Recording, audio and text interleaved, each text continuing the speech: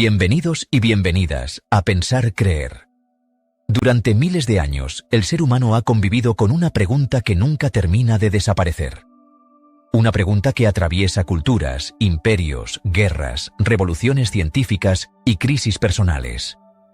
Una pregunta que no solo define cómo entendemos el universo, sino también cómo nos entendemos a nosotros mismos. ¿Existe realmente Dios? La mayoría de personas cree haber reflexionado sobre esta pregunta, pero muy pocas se han detenido a analizar algo más incómodo. Si la idea misma de Dios, tal como se nos ha transmitido, es coherente cuando se examina sin filtros emocionales ni tradición heredada. Porque una cosa es creer, y otra muy distinta es preguntarse si aquello en lo que creemos resiste un análisis profundo. No estamos hablando de una cuestión menor ni superficial. La idea de Dios ha sido uno de los pilares más influyentes de la historia humana. Ha levantado catedrales y ha justificado conquistas. Ha inspirado actos de compasión extraordinaria y al mismo tiempo ha legitimado atrocidades. Ha ofrecido consuelo a millones de personas frente al dolor, la pérdida y la muerte, y también ha funcionado como herramienta de control, obediencia y miedo. Por eso es importante aclarar algo desde el principio. Este análisis no busca ridiculizar la fe personal de nadie. No cuestiona experiencias íntimas ni emociones genuinas. Aquí no hay burla, hay reflexión. Lo que vamos a hacer es separar cuidadosamente dos cosas que a menudo se confunden: el impacto cultural de una idea y la verdad objetiva de esa idea. Porque algo puede ser profundamente influyente sin ser verdadero. Y algo puede ser reconfortante sin ser real. Podemos admirar la belleza de una catedral sin asumir que el santo al que está dedicada existió exactamente como se cuenta. Podemos emocionarnos con una historia sin creer que ocurrió tal cual fue narrada. La humanidad está llena de relatos poderosos que moldearon sociedades enteras sin necesidad de ser hechos históricos literales. La pregunta entonces no es si la idea de Dios ha sido importante. Eso es indiscutible. La pregunta incómoda, la que rara vez se formula sin temor, es otra. ¿Resiste la idea tradicional de Dios un análisis lógico, filosófico e histórico profundo? ¿O estamos ante una construcción humana tan antigua y tan repetida que se ha vuelto invisible como mito? Para comenzar este viaje, tenemos que enfrentarnos a uno de los problemas más antiguos y más devastadores para la idea de un Dios perfecto. Un dilema formulado hace más de 2000 años y que aún hoy sigue sin una respuesta satisfactoria. El dilema del mal. Imagina por un momento la definición clásica de Dios que presentan la mayoría de las religiones monoteístas. Un ser todopoderoso, omnisciente y absolutamente bueno. Todo lo sabe, todo lo puede, todo lo ama. Si esa definición fuera coherente con la realidad, el mundo debería reflejar, al menos en alguna medida, esas cualidades. Pero el mundo que observamos es radicalmente distinto. Cada día, sin excepción, ocurren tragedias que no dependen de decisiones humanas. Terremotos que sepultan ciudades enteras. Tsunamis que borran comunidades en minutos. Enfermedades congénitas que condenan a niños a una vida de sufrimiento antes incluso de comprender el lenguaje. Millones de personas mueren de hambre en un planeta con recursos suficientes para alimentar a todos. Si Dios existe y es todopoderoso, podría evitar ese sufrimiento. Si Dios existe y es bueno, querría evitarlo. Pero el sufrimiento existe. Entonces algo no encaja. O Dios no puede detener el mal y por tanto no es todopoderoso. O puede detenerlo pero no quiere y por tanto no es bueno. O simplemente no existe. Este no es un argumento moderno ni ateo en su origen. Fue planteado por filósofos creyentes, por pensadores honestos que se atrevieron a mirar el mundo sin anestesia emocional. Y desde entonces, cada intento de respuesta ha generado más preguntas que soluciones. La explicación más habitual es el libre albedrío. Se dice que Dios permite el mal porque nos dio libertad para elegir. Pero esta respuesta se derrumba cuando observamos que gran parte del sufrimiento no proviene de decisiones humanas. Nadie elige un terremoto. Nadie decide nacer con una enfermedad genética incurable. Nadie opta porque un tsunami arrase su hogar. Si Dios creó el mundo, también creó las reglas que lo gobiernan. Diseñó las placas tectónicas, los virus, los defectos de replicación celular. Y si ese diseño produce sufrimiento masivo e indiscriminado, la responsabilidad no puede recaer en las víctimas. Imagina un ingeniero que diseña un coche que, de forma aleatoria, explota sin motivo aparente. No diríamos que es un buen diseño. No justificaríamos la tragedia diciendo que el conductor tenía libre albedrío. Diríamos que el sistema es defectuoso. Entonces, ¿por qué aceptamos esa lógica cuando hablamos del universo? Aquí aparece una tensión profunda entre lo que se nos enseña y lo que observamos. La religión nos pide que confiemos, la realidad nos obliga a preguntar. Y esta tensión se vuelve aún más evidente cuando analizamos otra característica atribuida a Dios: su supuesta existencia fuera del tiempo y del espacio. Muchas religiones describen a Dios como eterno, infinito, fuera del tiempo. Pero al mismo tiempo afirman que Dios actúa, crea el universo, escucha oraciones, responde, interviene, premia, castiga, se arrepiente, cambia de decisión. Toda acción implica un antes y un después. Toda decisión implica un proceso. Si algo existe fuera del tiempo, no puede actuar dentro de él sin contradicción. No puede cambiar de estado. No puede reaccionar. No puede intervenir. Decir que Dios está fuera del tiempo pero actúa en él es como decir que alguien escribe una historia sin existir en el lenguaje. Es una afirmación que suena profunda, pero que se desmorona cuando se analiza con cuidado. Aquí no estamos negando el misterio. Estamos señalando una incoherencia lógica. Otra de las ideas centrales que se utilizan para justificar la existencia de Dios es la llamada causa primera. Todo lo que existe necesita una causa. El universo existe. Por tanto, el universo necesita una causa. Esa causa sería Dios. Pero esta explicación tiene un problema evidente. Si todo necesita una causa, ¿quién creó a Dios? La respuesta habitual es que Dios siempre ha existido. Es eterno. No necesita causa. Pero si aceptamos que algo puede existir sin causa, ¿por qué introducir a Dios en la ecuación? ¿Por qué no aceptar que el universo, la energía o las leyes fundamentales de la realidad son eternas? Desde un punto de vista lógico, introducir un ser sobrenatural infinito, consciente y moral para explicar la existencia es una complicación innecesaria. Y aquí entra en juego un principio filosófico fundamental: la navaja de Ockham. La explicación más simple que encaja con los hechos suele ser la correcta. Si podemos explicar el universo mediante leyes físicas, energía, materia y procesos naturales, no necesitamos añadir una entidad adicional sin evidencia. No porque sea imposible, sino porque no aporta claridad. Solo añade misterio. A lo largo de la historia, hemos usado a Dios como explicación para todo aquello que no entendíamos. Los rayos eran castigos divinos. Las enfermedades eran pruebas espirituales. Las sequías eran consecuencia del pecado. Las cosechas dependían del favor de los dioses.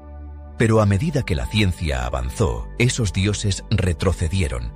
Hoy sabemos qué causa un rayo. Sabemos cómo se transmiten las enfermedades. Sabemos por qué ocurren los terremotos. Cada avance científico ha reducido el espacio donde antes habitaba lo sobrenatural. Este fenómeno tiene un nombre: el Dios de los vacíos.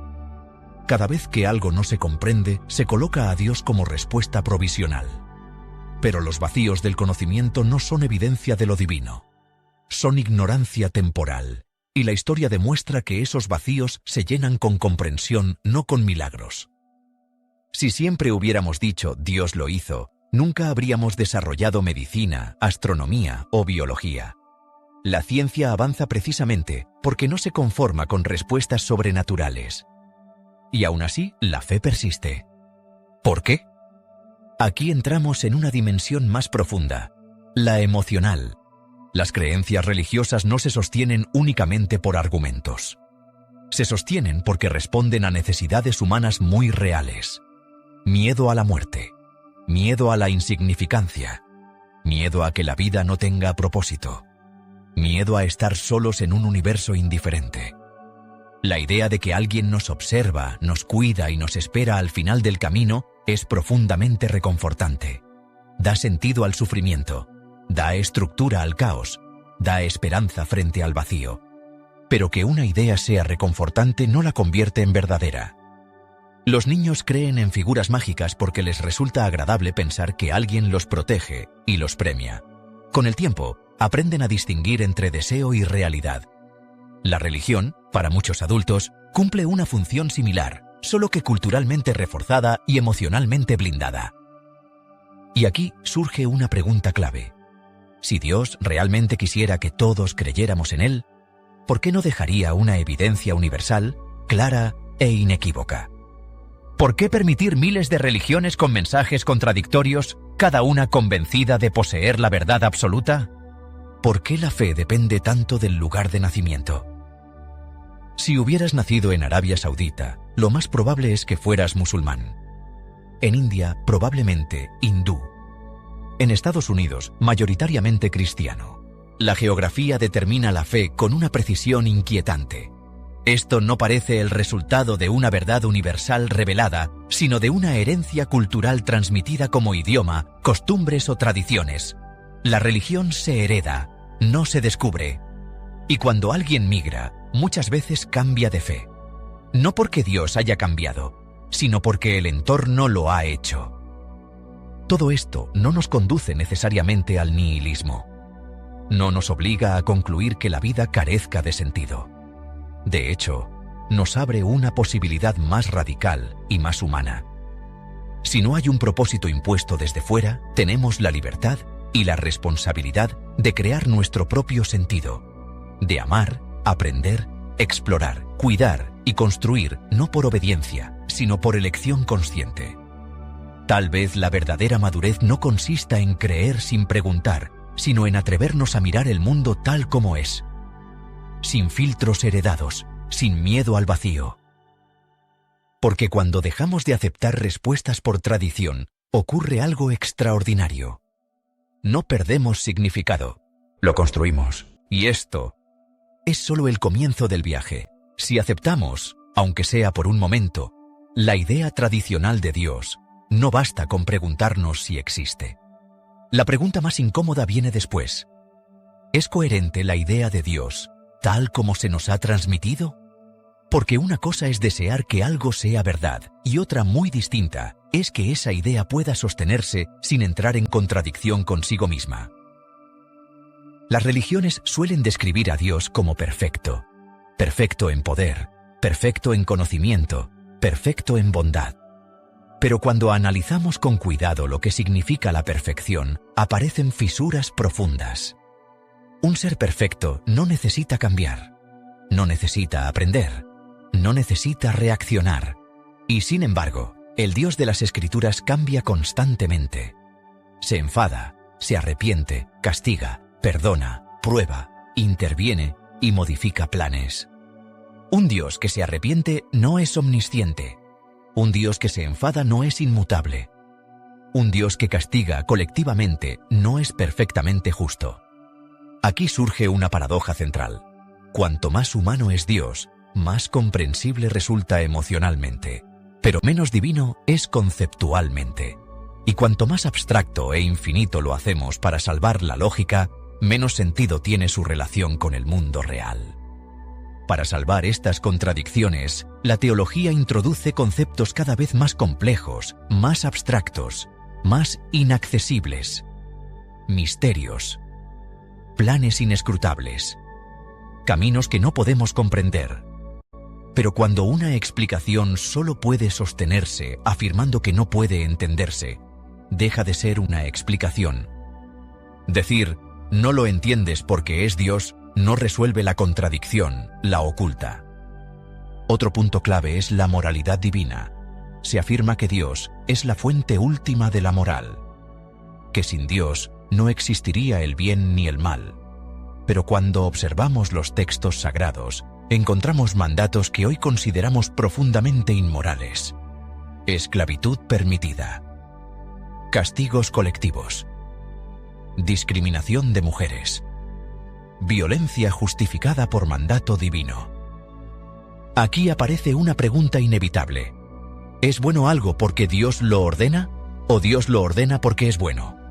Si algo es bueno solo porque Dios lo ordena, entonces la moral es arbitraria. Podría haber ordenado lo contrario y seguiría siendo bueno. Si Dios ordena algo porque ya es bueno, entonces la moral existe independientemente de Dios. En ambos casos, Dios deja de ser el fundamento moral absoluto. Además, la historia demuestra algo incómodo para la idea de una moral revelada. El progreso moral de la humanidad no ha venido de las religiones, sino muchas veces en oposición a ellas. La abolición de la esclavitud, los derechos de la mujer, la libertad de pensamiento, la igualdad legal. Todos estos avances se lograron desafiando interpretaciones religiosas dominantes.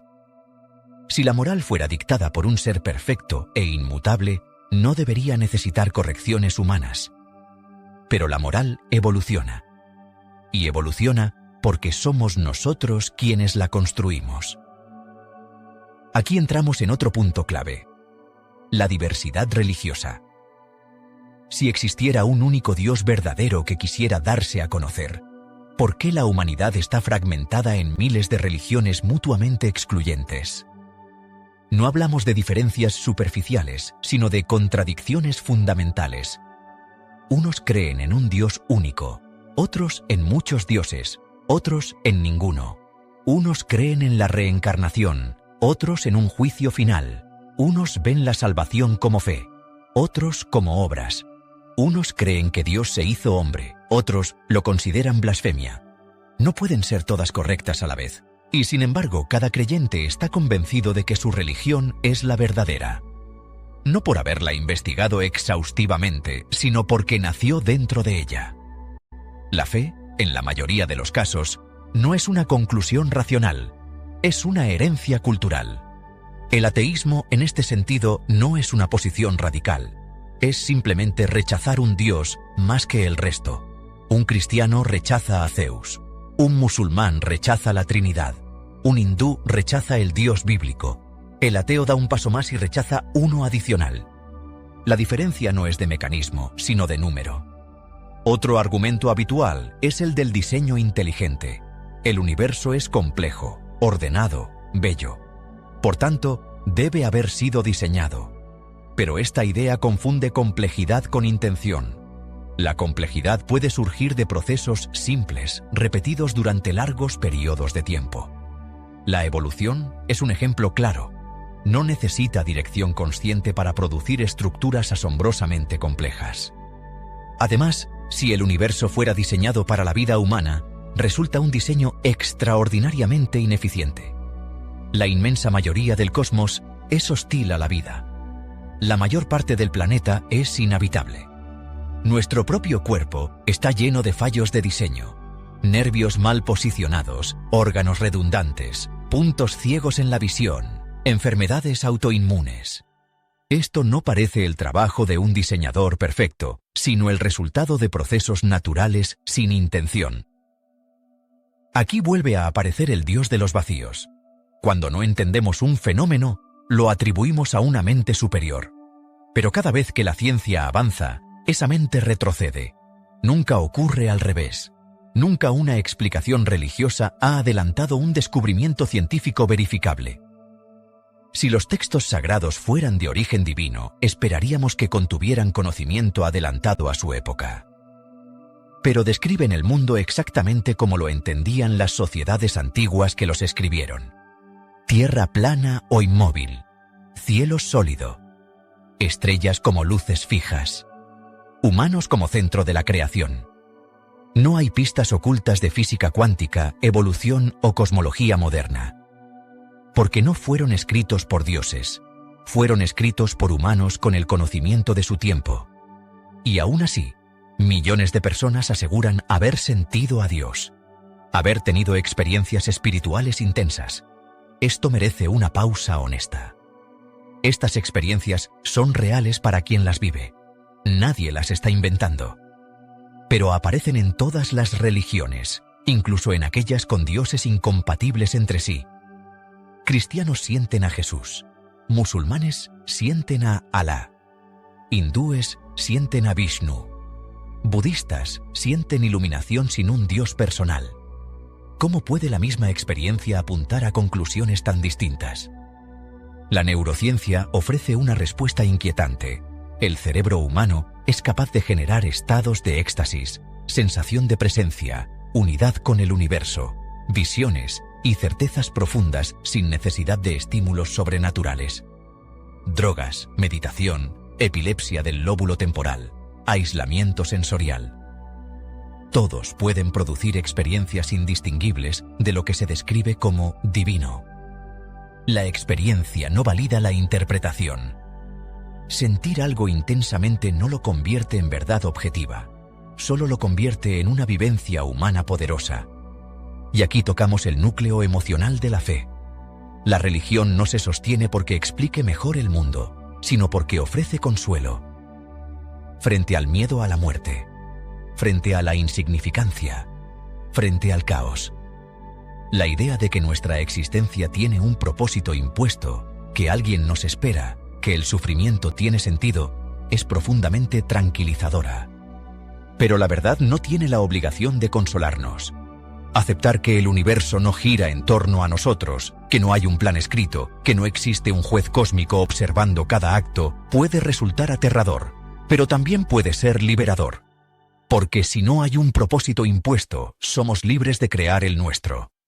La libertad existencial no promete recompensas eternas, ni castigos infinitos. Promete algo más difícil y más honesto.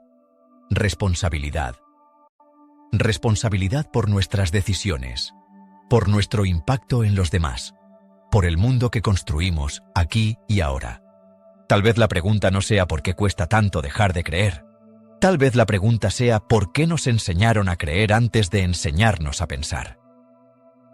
Y esto nos lleva al siguiente paso del documental, donde ya no analizaremos solo la idea de Dios, sino el mecanismo humano que crea, transmite y protege las creencias religiosas. Porque para entender por qué Dios persiste, primero debemos entendernos a nosotros mismos.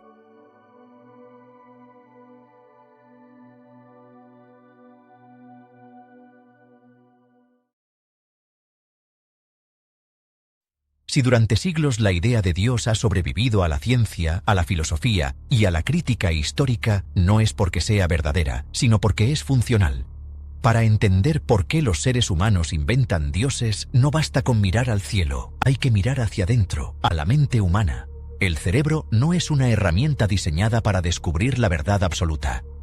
Es una herramienta diseñada para sobrevivir. Y en ese proceso, ha desarrollado atajos, ilusiones útiles y narrativas que nos permiten soportar un mundo incierto, hostil y muchas veces incomprensible. El primer impulso religioso no nace del conocimiento, sino del miedo. Miedo a lo desconocido, miedo a la muerte, miedo al caos. Cuando nuestros antepasados escuchaban un trueno o veían un eclipse, no tenían física, ni astronomía, ni estadísticas. Tenían preguntas sin respuesta. Y el cerebro humano odia los vacíos.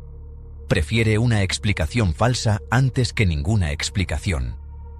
Aquí aparece el primer mecanismo psicológico clave, la detección hiperactiva de agencia. Nuestro cerebro está programado para asumir que detrás de cualquier evento hay una intención. Si oyes un ruido en la oscuridad, es más seguro asumir que alguien o algo lo provocó, aunque no sea cierto, que ignorarlo y morir si sí lo era. Este mecanismo, útil para la supervivencia, se vuelve problemático cuando se aplica al universo entero. Así nacen los dioses, no como entidades descubiertas, sino como intenciones proyectadas. El rayo no cae porque sí. Alguien lo lanza. La enfermedad no aparece al azar. Alguien la envía.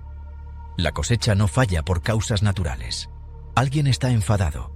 La mente humana convierte el azar en voluntad, convierte la casualidad en castigo, convierte la fortuna en bendición. Otro mecanismo fundamental es la necesidad de control. Vivir en un mundo donde todo puede ocurrir sin motivo es psicológicamente insoportable. La idea de que una enfermedad, un accidente o una muerte no tienen sentido alguno genera una angustia profunda. Dios aparece como una anestesia emocional. No elimina el dolor, pero lo envuelve en propósito. Todo pasa por algo. Es parte del plan. Dios sabe lo que hace. Estas frases no explican nada, pero calman, y el cerebro confunde alivio con verdad. La psicología moderna ha demostrado que los seres humanos somos expertos en crear narrativas retrospectivas. Cuando algo bueno ocurre después de una oración, lo llamamos milagro. Cuando algo malo ocurre después de rezar, lo llamamos prueba. El resultado siempre valida la creencia, nunca la cuestiona, no porque sea lógico, sino porque es emocionalmente conveniente. Aquí entra otro fenómeno clave: el sesgo de confirmación. Tendemos a recordar solo aquello que refuerza lo que ya creemos. Millones de oraciones no respondidas desaparecen en el silencio. Una coincidencia favorable se convierte en evidencia divina. El cerebro no busca verdad, busca coherencia interna. Pero quizá el motor psicológico más poderoso de la religión es el miedo a la muerte. El ser humano es probablemente el único animal consciente de su propia finitud. Sabemos que vamos a morir, y esa certeza pesa como una losa. La idea de Dios surge como una respuesta directa a ese terror existencial. La promesa de vida eterna, de reencarnación, de alma inmortal, no es una revelación divina. Es una necesidad humana. No queremos desaparecer. No queremos que todo termine. No queremos que el amor, los recuerdos y la identidad se disuelvan en la nada. La religión no elimina la muerte, la niega simbólicamente. Desde la psicología evolutiva, creer en un observador invisible también tiene ventajas sociales. Un Dios que ve todo, que juzga todo, y que castiga incluso cuando nadie mira, funciona como un sistema de vigilancia permanente. Estudios muestran que las personas se comportan de forma más ética cuando creen que alguien los observa, incluso si ese alguien no existe. Dios se convierte así en un policía cósmico interiorizado. No hace falta una cámara, ni una ley, ni un juez. Basta con la idea de que alguien arriba lo sabe. Esto explica por qué las religiones prosperaron especialmente en sociedades grandes, donde el control social directo era imposible. Dios no nace solo del miedo al universo, sino del miedo al vecino. Pero la mente humana no se conforma con normas. Necesita sentido. Y aquí entra otro elemento clave: la construcción de identidad. La religión no solo explica el mundo, te dice quién eres, a qué grupo perteneces, qué está bien, qué está mal, quién es nosotros y quién es ellos. Desde el punto de vista psicológico, pertenecer a un grupo con creencias compartidas reduce la ansiedad. Nos hace sentir protegidos, acompañados, validados. Cuestionar la religión no es solo cuestionar una idea, es amenazar una identidad completa. Por eso genera reacciones tan viscerales. Cuando alguien ataca una creencia religiosa, el cerebro no lo interpreta como un debate intelectual, sino como un ataque personal. Se activa el mismo circuito que ante una amenaza física. Defender a Dios es, en muchos casos, defenderse a uno mismo. La infancia juega un papel crucial en este proceso. Las creencias religiosas no se adquieren por razonamiento crítico, se imprimen. Se aprenden antes de que el cerebro tenga herramientas para cuestionarlas. Se asocian al amor de los padres, a la seguridad del hogar, a la pertenencia. Por eso abandonar una religión puede sentirse como una traición, como una pérdida, incluso como una muerte simbólica. No se abandona solo una idea, se abandona una estructura emocional. La psicología también explica por qué distintas religiones generan experiencias espirituales similares. El cerebro humano, bajo ciertas condiciones, rituales, música, ayuno, repetición, meditación, puede entrar en estados alterados de conciencia, sensaciones de unidad, trascendencia, presencia, éxtasis.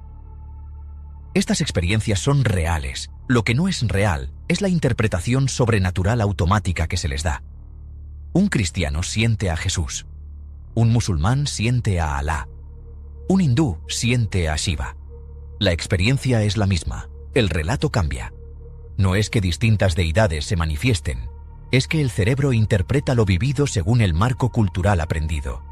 Cuando juntamos todas estas piezas, el cuadro se vuelve claro. Dios no es una hipótesis científica fallida. Es una respuesta psicológica sofisticada a problemas profundamente humanos. Miedo, incertidumbre, muerte, control, pertenencia y sentido.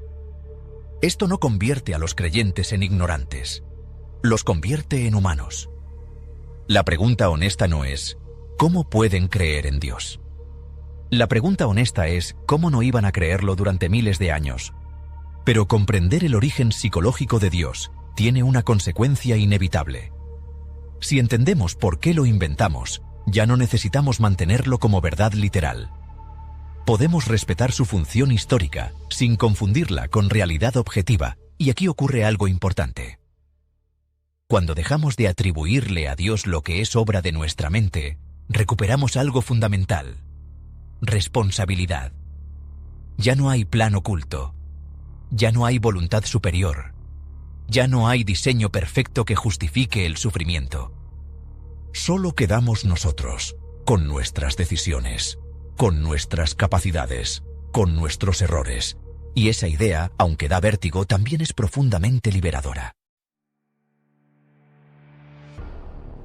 Si queremos entender por qué la religión ha sobrevivido incluso en la era de los satélites, la genética y la inteligencia artificial, debemos mirar más allá de los dioses y observar el mecanismo que los sostiene. Porque las religiones no se mantienen vivas por su coherencia lógica, sino por su utilidad emocional y social. A lo largo de la historia, los seres humanos han creído cosas que hoy nos resultan imposibles de aceptar, no porque fueran más ingenuos, sino porque carecían de las herramientas que hoy damos por sentadas. Antes de la ciencia, el mundo era un lugar hostil, impredecible y aterrador. Las tormentas no tenían explicación, las enfermedades parecían castigos, la muerte podía llegar en cualquier momento. En ese contexto, las narrativas religiosas ofrecían algo esencial: orden en medio del caos. Pero muchas de esas narrativas vistas hoy revelan una desconexión profunda con la realidad observable. Y no hablamos de detalles menores, sino de creencias centrales que chocan frontalmente con el conocimiento acumulado por la humanidad. Durante siglos se afirmó que la Tierra tenía solo unos pocos miles de años, porque así lo sugerían ciertos textos sagrados. Hoy sabemos, mediante múltiples métodos independientes, que la Tierra tiene aproximadamente 4.500 millones de años. No es una estimación caprichosa. Es una conclusión respaldada por geología, física nuclear, astronomía y biología. Y aún así, hay personas que rechazan estas evidencias porque contradicen un libro escrito en la Edad del Bronce. Aquí aparece una paradoja inquietante. Utilizamos teléfonos inteligentes, aviones y tecnología médica basada en ciencia avanzada, pero en cuestiones fundamentales sobre el origen del mundo aceptamos explicaciones precientíficas. Es como confiar en un cirujano para una operación a corazón abierto y al mismo tiempo creer que una serpiente hablaba y engañó a la primera mujer de la humanidad. Tomemos precisamente ese relato: la historia de la serpiente parlante y el fruto prohibido. Un animal que habla, un árbol mágico, una desobediencia que condena a toda la especie humana. Si este relato no estuviera en un texto religioso, lo clasificaríamos sin dudar como mito o fábula. Pero al estar enmarcado como revelación divina, se convierte en fundamento teológico para conceptos tan serios como el pecado original, la culpa heredada y la necesidad de redención. Y aquí surge una pregunta incómoda. ¿Tiene sentido moral que toda la humanidad cargue con las consecuencias de un acto cometido por dos personas que, según el propio relato, no tenían conocimiento del bien y del mal antes de cometerlo? Este tipo de incoherencias no son excepciones. Son la norma cuando analizamos los relatos religiosos sin el filtro del respeto automático. Otro ejemplo llamativo es el micromanagement divino. La idea de que un ser capaz de crear galaxias enteras se preocupe por detalles minúsculos de la vida cotidiana. ¿Qué tejidos mezclar? ¿Qué alimentos consumir? ¿Cómo cortarse el pelo? ¿En qué día descansar? Resulta difícil conciliar la inmensidad del universo con un Dios obsesionado con normas tribales propias de sociedades antiguas. No parece sabiduría cósmica, parece control social. Y este control no es accidental. Las religiones han sido, históricamente, herramientas eficaces para regular la conducta humana cuando no existían estados modernos ni sistemas legales complejos. El miedo al castigo divino funcionaba como policía invisible. El premio del paraíso actuaba como incentivo. El infierno como amenaza última. Pero aquí ocurre algo revelador. A medida que las sociedades se vuelven más seguras, más educadas y más laicas, la religiosidad tiende a disminuir. Países con altos niveles de bienestar, educación y confianza social muestran menor dependencia de creencias sobrenaturales. No porque sean moralmente inferiores, sino porque ya no necesitan explicaciones mágicas para gestionar la vida en comunidad. Esto desmonta uno de los argumentos más repetidos, que sin religión no hay moral. La evidencia empírica muestra lo contrario. La empatía, la cooperación y la ética surgen de nuestra naturaleza social como especie. Existen en culturas con dioses distintos y también en culturas sin dioses. La moral no desciende del cielo, emerge de la convivencia. Y cuando observamos el comportamiento histórico de las religiones, vemos algo inquietante. Muchas prácticas hoy consideradas inmorales estuvieron justificadas religiosamente durante siglos. La esclavitud, por ejemplo, está permitida explícitamente en varios textos sagrados. Sin embargo, su abolición no llegó por revelación divina, sino por movimientos humanos que apelaron a valores éticos superiores al texto. Esto plantea una pregunta inevitable. Si la moral evoluciona y mejora con el tiempo, ¿cómo puede proceder de una fuente perfecta e inmutable? Otro punto clave es la relación entre religión y ciencia. A menudo se afirma que no están en conflicto, que responden a preguntas distintas. Pero la historia cuenta otra cosa. Cada vez que la ciencia ha ofrecido una explicación verificable que contradice una creencia religiosa, la reacción inicial ha sido resistencia. Galileo, Darwin, la teoría de las enfermedades, la cosmología moderna. En todos los casos, la religión no lideró el descubrimiento. Se adaptó después, reinterpretando sus textos para encajar con la nueva realidad. Si las religiones fueran de origen divino, esperaríamos que estuvieran un paso adelante del conocimiento humano, pero siempre van un paso detrás. Esto nos lleva a un patrón claro. Las creencias religiosas no explican el mundo. Se ajustan a él cuando ya no queda otra opción. Otro aspecto fascinante es la persistencia de creencias abiertamente refutadas. La Tierra plana, por ejemplo. En pleno siglo XXI, con imágenes satelitales en tiempo real, hay personas convencidas de que vivimos sobre un disco. Esta creencia no nace de la observación, sino de la interpretación literal de textos antiguos. Cuando un texto sagrado entra en conflicto con la realidad, algunos prefieren negar la realidad antes que revisar el texto. Aquí vemos cómo la fe, lejos de ser una virtud, puede convertirse en una barrera cognitiva. No como experiencia personal, sino como sistema cerrado que inmuniza contra la evidencia. Otro fenómeno recurrente es la aceptación acrítica de milagros. Mares que se abren, muertos que resucitan, personas que sobreviven dentro de animales gigantes, estatuas que lloran, reliquias con poderes curativos. Historias que, fuera del contexto religioso, serían descartadas inmediatamente.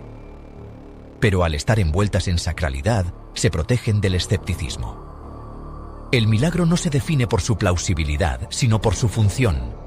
Sirve para reforzar la fe, no para explicar la realidad.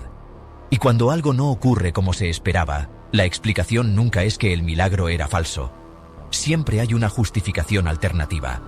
Falta de fe, plan divino, misterio. De nuevo, una narrativa que se adapta para no caer. Esto conecta directamente con el sufrimiento. Muchas religiones enseñan que el dolor tiene un propósito, que las tragedias son pruebas, que las enfermedades son lecciones. Pero esta idea, lejos de consolar siempre, puede resultar profundamente cruel. Sugiere que el sufrimiento de un niño de una víctima inocente, es necesario para un plan superior. Un ser todopoderoso que necesita el dolor para cumplir sus objetivos no parece moralmente admirable. Parece incompetente o indiferente. Y aún así, esta narrativa persiste porque ofrece sentido donde no lo hay. Porque aceptar que el sufrimiento es, muchas veces, absurdo e injusto, resulta insoportable para la mente humana. La religión no elimina el dolor, lo racionaliza. También está la idea del cielo y el infierno. Sistemas de recompensa y castigo eternos basados, no en la conducta ética, sino en la adhesión doctrinal. Una persona compasiva, honesta y solidaria puede ser condenada por no creer. Otra puede ser salvada por pronunciar las palabras correctas. Esto no es justicia, es lealtad ideológica. Y aquí vemos el verdadero núcleo del sistema religioso. No se trata de hacer el bien, se trata de creer lo correcto. Por último, observemos el papel del miedo. Miedo a la muerte, miedo a la insignificancia, miedo a la soledad cósmica. La religión ofrece respuestas simples a preguntas complejas, ofrece certeza donde solo hay probabilidad, promete control donde solo hay azar. Pero pagar ese consuelo tiene un precio. Renunciar al pensamiento crítico, aceptar dogmas, delegar la responsabilidad moral en una autoridad invisible. La pregunta final de este bloque no es si las religiones son falsas. La pregunta es por qué necesitamos que sean verdaderas. Y para responderla debemos mirar de frente a la psicología humana, a nuestras carencias, nuestros miedos y nuestras estrategias de supervivencia simbólica. En el siguiente bloque entraremos precisamente ahí, en cómo la mente humana crea mitos, cómo los protege y cómo los transforma en verdades incuestionables. Porque antes de dioses existió algo mucho más poderoso, la imaginación humana. Para comprender por qué los mitos religiosos no solo nacen, sino que perduran durante milenios, debemos abandonar por un momento la historia externa y mirar hacia adentro, hacia el lugar donde realmente se construyen las creencias, la mente humana. El cerebro humano no evolucionó para buscar la verdad objetiva, evolucionó para sobrevivir. Y, en ese proceso, desarrolló atajos cognitivos que nos permitieron reaccionar rápido ante peligros, reconocer patrones y atribuir intenciones incluso donde no las había. Este mecanismo, útil en la sabana, se convierte en el caldo de cultivo perfecto para los mitos en sociedades complejas. Detectar un ruido en la oscuridad y asumir que es un depredador, aunque no lo sea, es más seguro que ignorarlo. Del mismo modo, atribuir un suceso inexplicable a una entidad intencional resulta psicológicamente más cómodo que aceptar la incertidumbre. Así nacen los dioses, no como explicación científica, sino como estrategia emocional. El ser humano odia el vacío explicativo. Preferimos una mala explicación a ninguna. Preferimos un relato falso a la angustia de no saber. Y la religión ofrece relatos cerrados, coherentes internamente y cargados de significado. No importa si son verdaderos, importa que funcionen. La mente humana también busca propósito. No tolera bien la idea de que la vida pueda no tener un guión predeterminado, que nacer, amar, sufrir y morir no responda a un plan superior. Esa idea genera vértigo existencial. La religión actúa como antídoto contra ese vértigo, convierte el caos en narrativa, la contingencia en destino. Pero hay algo aún más profundo. Las creencias no solo explican el mundo, construyen identidad. Creer no es solo aceptar una proposición, es pertenecer, es formar parte de un nosotros frente a un ellos. Desde las primeras tribus hasta las grandes religiones globales, la fe ha funcionado como marcador de grupo. Define quién es digno de confianza, quién comparte valores, quién es aliado y quién es amenaza. Por eso las creencias se defienden con tanta pasión. No se protegen ideas, se protege la identidad. Cuando alguien cuestiona una creencia religiosa, no se percibe como una discusión intelectual, sino como un ataque personal. Porque la creencia está entrelazada con la familia, la infancia, la comunidad, los rituales, los recuerdos. Cuestionarla es cuestionar la historia personal de quien cree. Esto explica por qué los argumentos racionales rara vez cambian creencias profundas.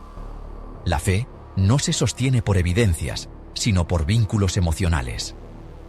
Otro elemento clave es la transmisión intergeneracional. Nadie nace creyendo. Las creencias se heredan, se aprenden antes de que el pensamiento crítico esté desarrollado. Se enseñan como verdades, no como hipótesis. Cuando una idea se introduce en la mente infantil con autoridad moral y afectiva, queda profundamente anclada. Por eso la geografía determina la fe con tanta precisión. No porque los dioses se repartan el mundo, sino porque las culturas transmiten sus relatos como herencia. Cambia el lugar de nacimiento y cambia la religión. El mecanismo es humano, no divino. Y cuando una creencia se interioriza temprano, el cerebro la protege. Aparecen sesgos cognitivos que filtran la información. El sesgo de confirmación nos lleva a aceptar solo aquello que refuerza lo que ya creemos. Las experiencias que contradicen la fe se reinterpretan. Las que la apoyan se exageran. Si ocurre algo bueno, es bendición. Si ocurre algo malo, es prueba. En ambos casos, la creencia sale intacta. Este blindaje psicológico convierte a la fe en un sistema autorreferencial. No puede ser refutada desde dentro. Toda evidencia en contra se transforma en parte del plan. Aquí entra otro factor poderoso: el miedo a la muerte. La conciencia de la muerte es uno de los rasgos más perturbadores de la condición humana. Sabemos que vamos a morir. Sabemos que todo lo que amamos desaparecerá. Esta conciencia genera ansiedad existencial. La religión ofrece una solución elegante: negar la muerte como final, transformarla en tránsito, prometer continuidad. No importa cuántas veces la ciencia muestre que la conciencia depende del cerebro. La promesa de vida eterna sigue siendo emocionalmente irresistible. No porque sea plausible, sino porque alivia el miedo más profundo que tenemos. Y este miedo no solo sostiene la fe, la radicaliza. Cuando una persona cree que su identidad, su comunidad y su destino eterno están en juego, está dispuesta a defender esa creencia a cualquier precio. Aquí nacen los fanatismos, las cruzadas, los conflictos religiosos. No se mata por ideas, se mata por identidades absolutas. Pero incluso en formas menos extremas, el mecanismo sigue operando. La religión proporciona certezas morales simples en un mundo complejo. Divide el bien y el mal, define normas claras, reduce la ambigüedad, y eso resulta tranquilizador. La ambigüedad exige pensar. Pensar cansa. Dudar incomoda. Creer libera de la carga de decidirlo todo por uno mismo. Sin embargo, esa liberación tiene un coste. Cuando delegamos el juicio moral en una autoridad sobrenatural, renunciamos a una parte de nuestra autonomía. Obedecemos no porque algo sea justo, sino porque está ordenado. Y eso puede justificar cualquier cosa. La historia está llena de ejemplos. Guerras santas, persecuciones, castigos, todo realizado con la convicción de estar cumpliendo una voluntad superior. Aquí aparece una paradoja inquietante. Las mismas religiones que predican amor y compasión han sido utilizadas para justificar violencia y exclusión. No porque la fe sea intrínsecamente violenta, sino porque cuando una idea se considera absoluta, deja de necesitar justificación ética. Si Dios lo quiere, todo está permitido. Pero también hay otro fenómeno interesante. A medida que las religiones tradicionales pierden influencia, no desaparece la necesidad de creer. Se transforma. Surgen nuevas formas de fe. Ideologías, gurús, pseudociencias, conspiraciones. Cambian los símbolos, pero el mecanismo es el mismo. Seguimos buscando certezas que nos ahorren pensar. Seguimos buscando relatos que nos digan quiénes somos y qué sentido tiene todo esto. La diferencia es que ahora muchos de esos relatos ya no se llaman religión, pero funcionan igual. Esto nos lleva a una conclusión provisional. La religión no es un error histórico. Es una respuesta humana a necesidades reales: miedo, identidad, sentido, pertenencia. El problema no es que existan estas necesidades. El problema es confundir las respuestas simbólicas con verdades literales. Podemos reconocer el valor cultural, psicológico e incluso estético de los mitos sin aceptarlos como hechos. Podemos comprender por qué surgieron sin someternos a ellos. Y aquí aparece una posibilidad radicalmente nueva. Vivir sin certezas absolutas. Aceptar la incertidumbre. Asumir que el universo no gira en torno a nosotros. Que no hay un plan escrito. Que el sentido no se descubre, se construye. Eso no empobrece la vida. La enriquece. Porque si no hay destino impuesto, cada decisión importa. Si no hay juicio final, la ética se vuelve urgente. Si no hay recompensa eterna, el valor del presente se multiplica. La libertad no es cómoda, es exigente. Obliga a pensar, a elegir, a asumir responsabilidad. Pero es la única forma de dignidad auténtica. En el siguiente bloque entraremos en el tramo final del documental. Analizaremos cómo, al abandonar la necesidad de dioses, no caemos en el nihilismo, sino en una forma más profunda de humanismo. Una visión donde el sentido no viene del cielo, sino de nuestras manos, nuestras relaciones y nuestras elecciones. Porque quizá el mayor acto de madurez de la humanidad no sea creer menos, sino creer mejor. Fe, obediencia y poder. Durante mucho tiempo, creer fue un acto íntimo. Una forma de explicar el miedo, la muerte, la incertidumbre. Pero en algún punto de la historia, la fe cruzó una línea invisible. Dejó de ser una pregunta y se convirtió en una orden. Cuando creer deja de ser una elección personal y pasa a ser una obligación social, ya no estamos hablando de espiritualidad. Estamos hablando de poder. Porque una creencia compartida puede unir. Pero una creencia impuesta puede controlar. Las religiones no se expandieron solo porque ofrecieran consuelo. Se expandieron porque ofrecían algo mucho más útil para gobernar: obediencia interiorizada. No hace falta un soldado vigilando si la vigilancia vive dentro de tu cabeza.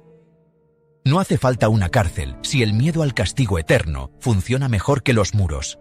No hace falta un rey omnipresente si hay un Dios que todo lo ve. Aquí es donde la religión da un giro decisivo. De relato simbólico pasa a sistema. De experiencia espiritual pasa a estructura de poder. Y este proceso no fue accidental, de la fe al mandato. Las primeras formas de religiosidad humana no eran jerárquicas, eran tribales, caóticas, locales. Cada grupo tenía sus dioses, sus rituales, sus mitos. Pero esos dioses no exigían lealtad exclusiva. No había una verdad única. Había narraciones. El problema aparece cuando una creencia afirma algo nuevo y radical. Solo hay un Dios verdadero, y nosotros sabemos cuál es. Ese momento lo cambia todo. Porque si existe una verdad única, entonces, quien la posee tiene autoridad. Quien la cuestiona es peligroso. Quien no la acepta es enemigo. La fe deja de ser simbólica y se vuelve literal. La metáfora se convierte en ley. El mito se transforma en dogma, y el dogma no dialoga. El dogma ordena. Obedecer incluso cuando nadie mira. Uno de los grandes logros psicológicos de la religión organizada fue este: convencer a las personas de que siempre están siendo observadas. No por un gobierno, no por un juez, sino por una entidad infinita, invisible y omnisciente. Eso cambia completamente el comportamiento humano. Porque cuando alguien cree que sus pensamientos son observados, ya no necesita censura externa. Se autocensura, se autocastiga, se vigila a sí mismo. Este es el sueño de cualquier sistema de poder. Un individuo que se controla solo. La culpa se convierte en hábito. La obediencia en virtud. La duda en pecado. Y lo más eficaz es que esta vigilancia no se presenta como opresión, sino como amor. Dios te cuida. Dios quiere lo mejor para ti. Dios sabe más que tú. La sumisión se disfraza de protección. Cuando la moral deja de ser humana. Otro punto clave. Cuando la moral deja de basarse en el daño real a otros seres humanos. y pasa a basarse en la obediencia a una autoridad invisible. En ese momento, el bien y el mal dejan de ser éticos y se vuelven administrativos. Ya no importa si una acción causa sufrimiento. Importa si está permitida. Ya no importa si algo es injusto. Importa si está escrito. Por eso, a lo largo de la historia, se han cometido atrocidades con la conciencia tranquila. No porque las personas fueran malvadas, sino porque creían obedecer algo superior. La religión permitió algo muy peligroso: separar la responsabilidad moral de las consecuencias reales. Yo no decido, Dios decide. Yo no juzgo, Dios juzga. Yo solo obedezco. Es la frase más inquietante de todas. El matrimonio perfecto, religión y poder político. Cuando los primeros imperios entendieron esto, la alianza fue inevitable. El poder político ofrecía protección y expansión. La religión ofrecía legitimidad. Los reyes ya no gobernaban por fuerza, gobernaban por mandato divino. Cuestionar al rey era cuestionar a Dios. Desobedecer la ley era pecar. Rebelarse era condenarse eternamente. No había mejor sistema de control. Y no es casualidad que casi todas las religiones institucionalizadas florezcan alrededor del poder imperial. Roma, Persia, los califatos, los reinos medievales. La fe se convirtió en infraestructura. El precio de dudar. En este contexto, dudar deja de ser una actividad intelectual. Se convierte en un riesgo social. Dudar implica perder la comunidad, decepcionar a la familia, ser señalados, ser excluido. Por eso el sistema funciona incluso sin violencia directa, porque el castigo no es solo externo, es emocional. El miedo a la soledad es más poderoso que el miedo a la muerte. La religión entendió algo esencial del ser humano. Preferimos una mentira compartida a una verdad solitaria. La herencia invisible. Nadie elige la religión en la que nace. La religión te elige primero. Se transmite como una lengua materna, como una bandera, como un apellido, y cuando una creencia se hereda antes de que exista pensamiento crítico, deja de ser una idea. Se convierte en identidad. Criticarla se siente como traicionarse a uno mismo. Abandonarla se siente como perder raíces. Ese es el verdadero blindaje del sistema religioso. No la lógica, no la evidencia. El vínculo emocional. Cuando la fe se vuelve intocable. Una idea puede debatirse. Una identidad no.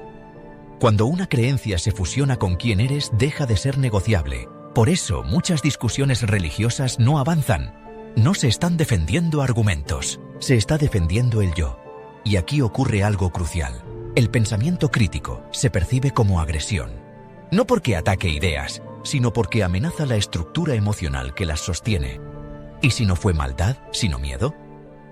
Este bloque no busca demonizar la religión, busca comprenderla. Porque la mayoría de las personas que creen no lo hacen por dominar a otros. Lo hacen por miedo, por necesidad de sentido, por deseo de pertenecer. Y los sistemas de poder aprendieron a utilizar eso. No inventaron el miedo, lo canalizaron. No crearon la necesidad de sentido, la administraron. El punto de inflexión. Y aquí llegamos a una pregunta incómoda pero necesaria. Si la fe necesita protección institucional, castigo social y herencia forzada para sobrevivir, ¿qué dice eso de su verdad? Una verdad no necesita imponerse. Se sostiene sola. Cuando una idea necesita ser blindada contra la duda, quizá el problema no sea la duda, quizá el problema sea la idea. Llegados a este punto, la pregunta ya no es si Dios existe o no. Esa pregunta, aunque legítima, resulta casi secundaria. La cuestión verdaderamente importante es otra. ¿Qué hacemos los seres humanos cuando dejamos de apoyarnos en certezas absolutas? ¿Qué ocurre cuando aceptamos que el universo no nos debe explicaciones, que no hay un guión escrito y que el sentido no viene dado desde fuera? Durante siglos se nos ha dicho que sin Dios no hay moral, que sin religión no hay propósito, que sin fe solo queda el vacío. Pero esa afirmación dice más sobre el miedo humano que sobre la realidad. La historia demuestra exactamente lo contrario. Las sociedades más justas, más pacíficas y más prósperas de nuestro tiempo no son las más religiosas, sino las que han aprendido a construir sus valores sobre la razón, la empatía y el consenso humano. No porque hayan perdido algo, sino porque han asumido algo nuevo, la responsabilidad. Cuando dejamos de creer que una autoridad sobrenatural vigila cada acto, comprendemos que nadie vendrá a arreglar el mundo por nosotros, y eso cambia todo. La ética deja de ser obediencia y se convierte en elección. Ayudar ya no es un mandato, es una decisión consciente, y precisamente por eso tiene más valor. La moral basada en el miedo al castigo es frágil. Se rompe cuando desaparece la vigilancia. La moral basada en la comprensión del otro es más profunda. No necesita amenazas eternas para existir. Aceptar que no hay un juez supremo no significa vivir sin límites. Significa entender que los límites los ponemos nosotros, porque convivimos, porque sentimos, porque sufrimos y porque sabemos lo que es ser vulnerables. La empatía no necesita revelación divina. Surge del reconocimiento mutuo. También cambia nuestra relación con la muerte. Cuando dejamos de verla como una puerta hacia otra vida, se vuelve más real, más cercana y, paradójicamente, más valiosa. Cada instante adquiere peso. Cada gesto cuenta. Cada relación se vuelve irrepetible. La finitud no le quita sentido a la vida. Se lo da. Un cuadro es valioso porque no dura para siempre. Una canción emociona porque termina. Una vida importa porque es limitada. La eternidad, lejos de engrandecer la existencia, la diluye. Este cambio de perspectiva no es fácil. Abandonar la fe heredada puede provocar duelo. Duelo por la pérdida de certezas, por la ruptura con tradiciones familiares, por el miedo a estar solos en un universo indiferente. Ese miedo es real y debe ser respetado, pero también es el umbral de algo nuevo. Al otro lado del miedo está la libertad intelectual, la posibilidad de pensar sin permiso, de explorar sin dogmas, de cambiar de opinión sin culpa, de construir una identidad que no dependa de una autoridad invisible. Aquí es donde nace el humanismo en su forma más profunda. No como negación de lo espiritual, sino como afirmación de lo humano. El sentido no cae del cielo, se crea en la tierra, en el cuidado mutuo, en el conocimiento, en el arte, en la curiosidad, en la compasión elegida, no impuesta. La ciencia no responde a todas las preguntas y nunca lo hará, pero tiene una virtud esencial: acepta no saber. No promete certezas eternas, avanza corrigiéndose. Y en ese proceso nos ha permitido comprender el universo con una profundidad que ningún mito antiguo podría haber anticipado. Y aún así, conocer no destruye el asombro, lo multiplica. Saber que somos polvo de estrellas no nos empequeñece, nos conecta. Comprender que somos el resultado de miles de millones de años de evolución no nos vacía de sentido. Nos sitúa dentro de una historia cósmica inmensa. No necesitamos ser el centro del universo para importar. Importamos porque existimos, porque sentimos, porque pensamos, porque somos conscientes de nuestra fragilidad. Tal vez ese sea el verdadero paso evolutivo de nuestra especie: dejar de buscar padres cósmicos y asumirnos como adultos morales. Dejar de pedir respuestas y empezar a hacernos mejores preguntas. Esto no es una invitación al cinismo ni al nihilismo. Es una invitación a la honestidad intelectual. A reconocer que muchas de las historias que nos contaron fueron intentos humanos de comprender un mundo hostil, no revelaciones divinas inmutables. Y comprender eso no nos hace peores personas, nos hace más responsables. Porque si no hay plan divino, cada injusticia es intolerable. Si no hay juicio final, cada acto cuenta aquí y ahora.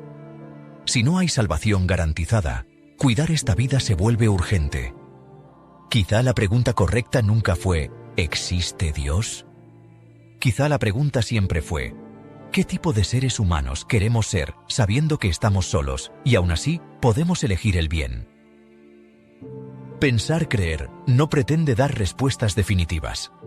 Pretende algo más difícil y más valioso, invitarte a pensar por ti mismo, a no aceptar ideas solo porque son antiguas, a no rechazar preguntas solo porque incomodan.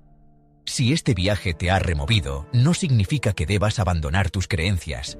Significa que estás reflexionando. Y reflexionar es un acto de valentía. Aquí no atacamos la fe personal. Analizamos las ideas. Porque las ideas moldean el mundo. Y solo cuando las examinamos, dejamos de ser moldeados por ellas sin darnos cuenta. Gracias por acompañarnos hasta el final. Gracias por pensar, gracias por cuestionar y recuerda, creer puede ser cómodo, pensar es liberador. Pero pensar conscientemente, eso es lo que nos hace verdaderamente humanos.